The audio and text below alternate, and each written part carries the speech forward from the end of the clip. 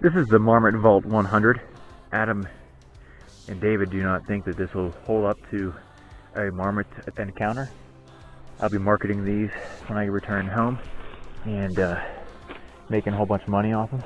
This is the MV100.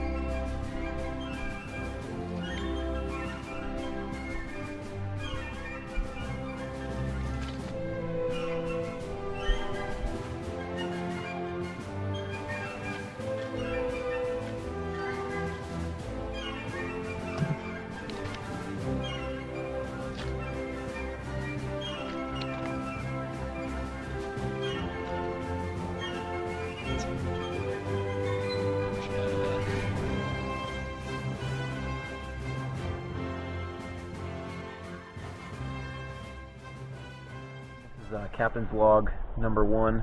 It is the 6th of August at 8 o'clock. We are outside of Teton National Park. We have a nice camp set up here. Mine and Brian's tents, which look like they would be enough space for 2 grown humans. Well, 4 people are going to be occupying this space. Although David will probably bring his hammock. I don't want to talk about the hammock situation right now on my end. But we could pan around here. You can actually see the Tetons now. We have a little bit of a situation coming down with the winds from Montana. Some significant forest fires up there that are blowing some haze and smoke our way. It's actually pretty. Couldn't even see any of those mountains earlier today. Hopefully we can get up above that and the wind shifts a bit. Started back down, descending here. We have Phelps Lake off here in the distance. David's right there. Michael Phelps waterfall up there. Yeah, Michael Phelps, huh? A little waterfall, a little snow runoff. We're going to be cutting up here to the right, starting to gain some elevation again. Sounds good. We're in the Teton Mountains of Wyoming. Dave's checking his welcome packet. 7,500 feet.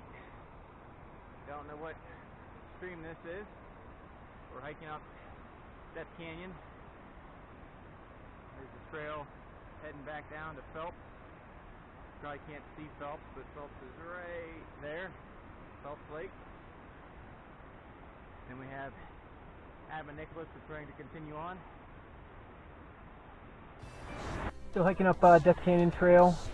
We are in a field of wildflowers, as you can see here. Perfect time of year for it. What's that large abutment behind you made of, appears to be stone and rock? That is the Death Canyon Shelf, what we will be hiking up to. So we'll hike out this way, swing back around, and climb up to the shelf. What do you have to say about your hiking partners? Do you feel that you're with an adequate team, or? They're pretty decent. Yeah? Yeah. Anyone moving at a brisk pace this time around? Or? Well, no, but David refuses again this year to carry anything but his own gear. So that's then, we carry his weight. Right. Which is kind of it's a burden. The standard. But yes, it's a burden, but we do it out of love. Yeah, exactly. So. Addendum to the captain's log. I keep being reminded that I forget to tell everyone at home that we've run into more than a few people from Pittsburgh, actually. Brian is wearing his Penn State shirt, so it helps throughout the local vibe. And we've run into 2 people from Squirrel Hill, and then most recently a guy from Hershey, Pennsylvania. So, ironically enough, the guys from Squirrel Hill were Orthodox Jews. That is true. And they knew Rabbi Jeff Kipp. Yeah, that was surprising. Yeah, we were all 4 of us. All 4 of us were in amazement. I don't know how I get right with the irony of that. Alanis Morissette would just be like, oh. Well.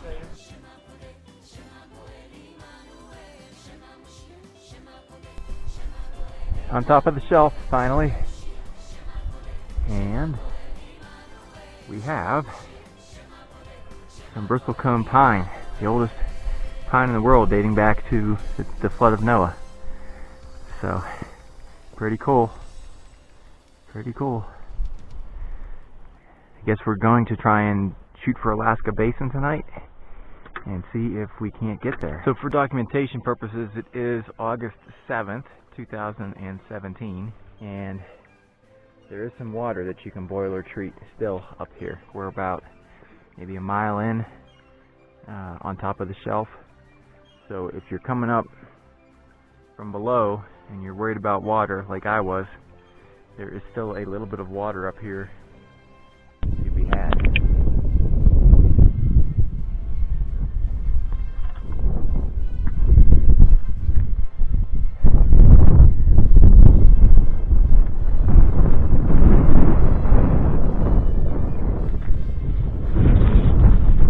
See why they call it Alaska Basin. It looks like Alaska. We're looking for a campsite tonight.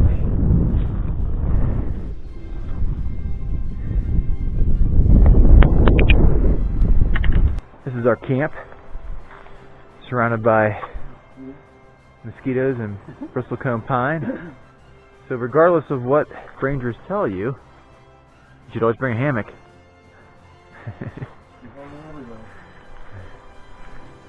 This is our front porch.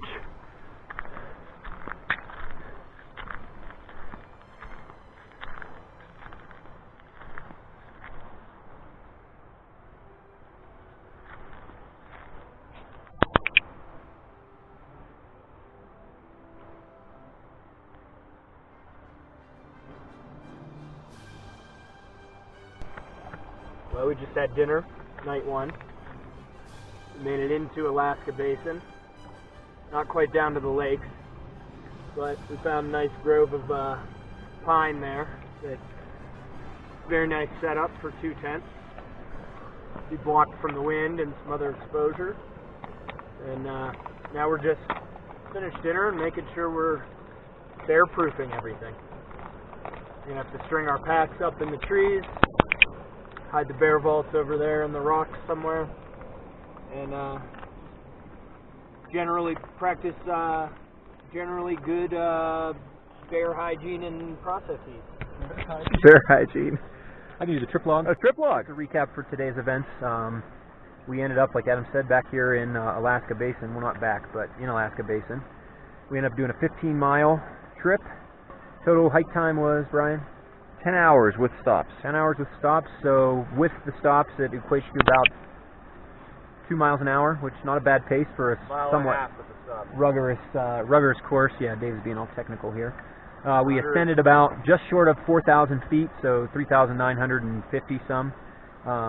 Couple descents throughout there, but overall we are sitting at about 9,000. What did I say?